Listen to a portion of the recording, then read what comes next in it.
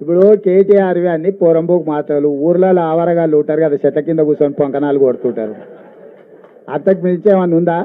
కళ్ళు కాంపౌండ్ల కాడ ఇట్లనే మాట్లాడుతుంటారు. ఏ మందుకళ్ళు తాగినాక మా కొడంగల్ నారాయణపేట ఏరియాలో కొంచెం మందుకళ్ళు ఎక్కువ. మందుకళ్ళు తాగినాక పోరలు గిట్లనే కేటీఆర్ చూస్తుంటే నాకు సేమ్ మందుకళ్ళు తాగిన లాగానే కనిపిస్తాడు. అంటే ఒక్క నిమిషం, కాంగ్రెస్కు 40 వస్తాయంటే మోడీకి 400 వస్తాయని ఒప్పుకున్నట్టే కదా. వీడు ఎవరిని సపోర్ట్ చేస్తున్నట్టు? ఎవరికి సపోర్ట్ చేస్తుండు వీడు? రాజు నువ్వు చెప్పు. మాకు 40 వస్తాయి,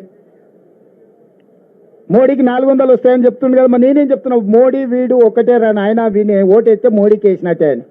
పోనీ ఈ మొనగానికి రాష్ట్రంలో 1, 2 ఇస్తే ఎవరికి మద్దతు ఇస్తాడు?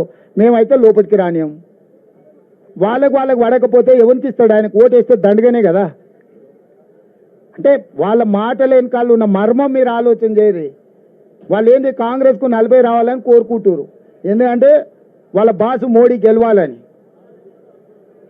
వాళ్ళు మోడీతోనే అంటగాకి వాళ్ళు బెయిల్ల కోసము, కేసుల నుంచి రక్షణ కోసం ఢిల్లీకి పోయి కాళ్ళు పట్టుకొని వాళ్ళు కప్పం కడుతున్నారు మోడీకి. మా గురించి ఏంది మాట్లాడేది?